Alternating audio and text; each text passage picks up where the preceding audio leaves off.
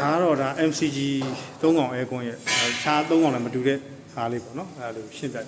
နော်3កောင်အဲကွန်းရဲ့ဒီမှာဒါ3កောင်ဆိုတဲ့အတိုင်းဒီမှာ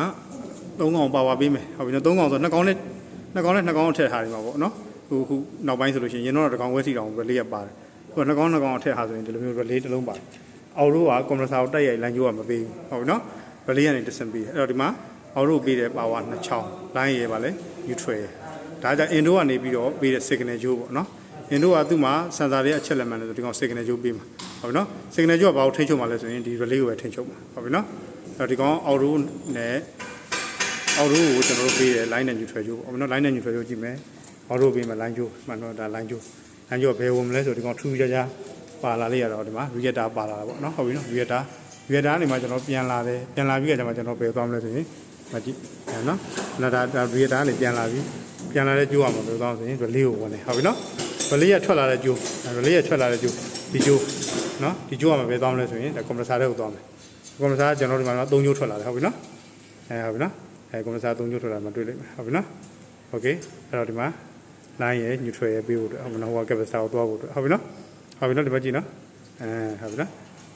ဒီမှာဒါ compressor ကိုသွားတဲ့ကြိုးဟိုဒီကောင်ကပေါင်းဆိုရင် fan motor ကိုသွားတဲ့ကြိုးနော် fan motor ကိုသွားတဲ့ကြိုးဟုတ်ပြီနော် line ကြိုးအဲ့တော့ဒီ relay ကဒီတိုင်းမကတ်ဘူးဟုတ်ပြီနော် neutral တော့တက်ရရောက်လာနိုင်မယ်ဒီမှာကြည့် neutral ကြိုးနော် neutral ကြိုးကဒီမှာလာပြီ neutral ကြိုးကဘယ်ကိုသွားမလဲဒီမှာကြည့် neutral ကြိုးကသူ့ရဲ့ဒီမှာ neutral compound ကိုပုံငုပ်ပေးထားတယ်ကြွားကြိုးတွေလာပေါင်းလို့ရအောင် terminal ကိုနော် terminal ပေးထားတယ်အဲ့ terminal ကမှာ neutral ကြိုးတစ်ချောင်းမှာကြည့်ဒီကောင်တွေလိုတဲ့ neutral ကြိုးတစ်ချောင်းဟုတ်ပြီနော်ဟုတ်ပြီနော်ဒါဟုတ်ကဲ့နော် sorry ဟုတ်ပြီနော်ဒါတော့ neutral ကိုဒါလိုက်ပေးထားတယ်ဒီတစ်ချောင်းကကျတော့ neutral ကို terminal ကိုသွားတယ်ဒီ terminal ကိုသွားတဲ့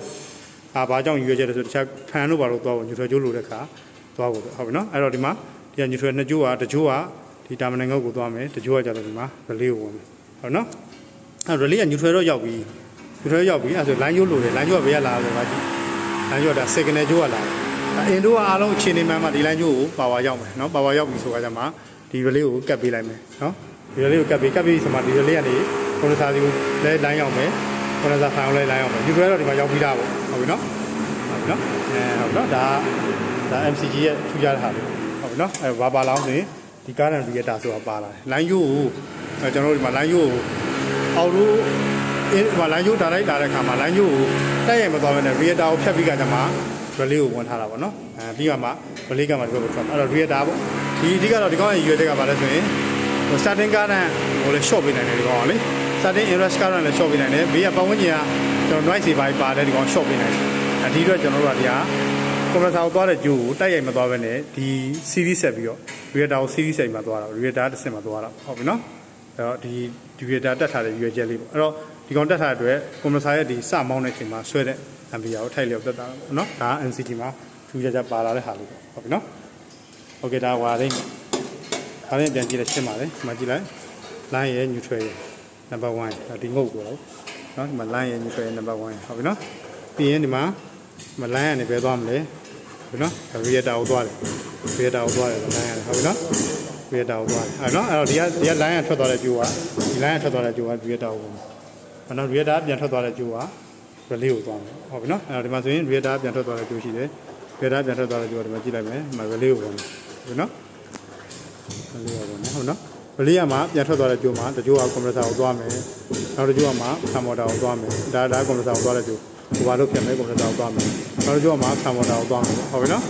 ပြီးရင်မှ neutral ကြိုးကတကြိုးလာမယ်ကြိုးကမှဆိုတော့ terminal ကိုသွားမယ် terminal ကမှ compressor အတွက်လာတဲ့ neutral လည်းဒီမှာလာယူမယ်ဟုတ်ပြီနော်